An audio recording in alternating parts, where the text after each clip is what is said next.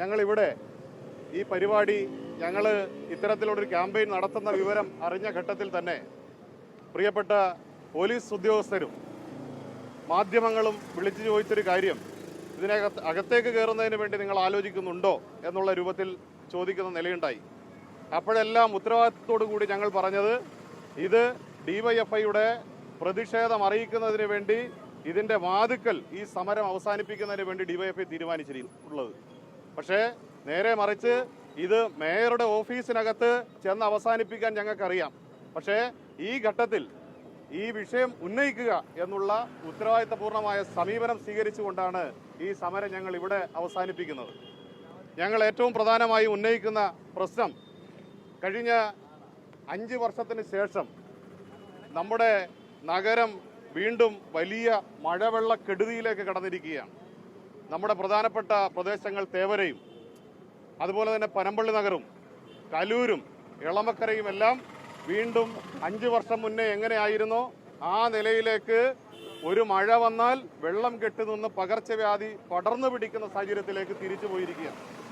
ഇതിനൊരു മാറ്റം വന്നത് വാസ്തവത്തിൽ കഴിഞ്ഞ 4 വർഷം മുന്നേ ഇവിടുത്തെ സംസ്ഥാന ഗവൺമെന്റും LDFന്റെ നേതൃത്വത്തിലുള്ള ഭരണ കേന്ദ്രവും ചേർന്ന് എടുത്തിട്ടുള്ള ഓപ്പറേഷൻ ബ്രേക്ക് ത്രൂ എന്നുള്ള പ്രധാനപ്പെട്ട ക്യാമ്പയിൻ്റെ ഭാഗമായിട്ടായിരുന്നു.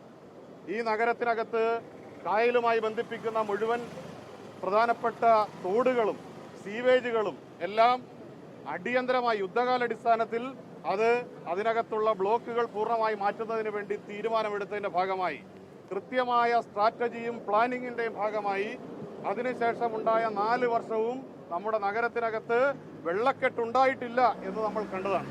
എന്നാൽ ഈ ഭരണസമിതി മാറി, കഴിഞ്ഞ തെരഞ്ഞെടുപ്പിനകത്ത് ഭരണസമിതി മാറ്റം വന്നു, UDF അധികാരത്തിൽ വന്നു. അധികാരത്തിൽ വന്ന ആദ്യ നാളുകളിൽ വന്ന വാർത്തകൾ നമ്മൾ കേട്ടതാണ്. ലക്ഷങ്ങൾ കൈക്കൂലി വാങ്ങുകയും തൻ്റെ പോക്കറ്റ് വീർപ്പിക്കുന്നതിന് വേണ്ടി സമയം കണ്ടെത്തുകയും അവനവൻ്റെ ചുമതല മറന്നുകൊണ്ട് പണം സമ്പാദിക്കുന്നതിന് വേണ്ടി മാത്രം സമയം കണ്ടെത്തിയ ഒരു ഭരണസമിതിയാണ് നിർഭാഗ്യവശാൽ ഇന്ന് കൊച്ചിൻ കോർപ്പറേഷനകത്ത് ഭരണം നടത്തിക്കൊണ്ടിരിക്കുന്നത് നമുക്കറിയാം. അവർക്ക് ഈ നിലയിൽ മഴക്കാലപൂർവ്വ ശുചീകരണം നടത്തണം എന്നറിയാത്ത ആളുകളല്ല. പക്ഷേ സമയബന്ധിതമായി നടത്തേണ്ട, മഴ തുടങ്ങുന്നതിന് മുന്നേ നടത്തേണ്ട ഈ പ്രവർത്തനം മഴ തുടങ്ങി അതിനുശേഷം മാത്രം ആരംഭിക്കുകയും പല ഡിവിഷനുകളിലും സർക്കിളുകളിലും അത് തുടങ്ങാത്ത സാഹചര്യം നിലനിൽക്കുന്ന ഘട്ടത്തിലാണ് ഡയേറിയ അടക്കം നമ്മുടെ പല കടവന്ത്രയടക്കമുള്ള പ്രദേശങ്ങളിൽ പടർന്നു പിടിക്കുകയും പല ആളുകളും ആശുപത്രിയിൽ നിന്ന് അഡ്മിറ്റ് ആവുന്ന സാഹചര്യത്തിലേക്ക് എത്തിച്ചേർന്നിട്ടുള്ളത്.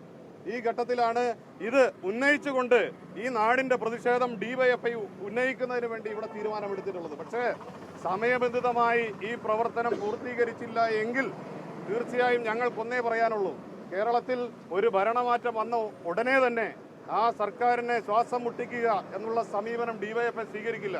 പക്ഷേ ഈ നിലയിൽ ഈ കേരളത്തിനകത്തും പ്രധാനപ്പെട്ട കോർപ്പറേഷനകത്ത് ഈ നിലയിലാണ് മുന്നോട്ട് പോകുന്നതിന് വേണ്ടി ഈ ഭരണസമിതിയും സർക്കാരും തീരുമാനിക്കുന്നതെങ്കിൽ ഇതിനകത്ത് കയറി ഇവിടുത്തെ പ്രവർത്തനം സ്തംഭിപ്പിച്ചുകൊണ്ട് ഏറ്റവും ആദ്യം പൂർത്തീകരിക്കേണ്ട ഈ പ്രവർത്തനം പൂർത്തീകരിച്ചാൽ മാത്രമേ ഞങ്ങൾ പിൻവാങ്ങൂ എന്ന് മാത്രം സൂചിപ്പിച്ചുകൊണ്ട് ഞാൻ എൻ്റെ കടമയിലേക്ക് കടക്കുകയാണ്.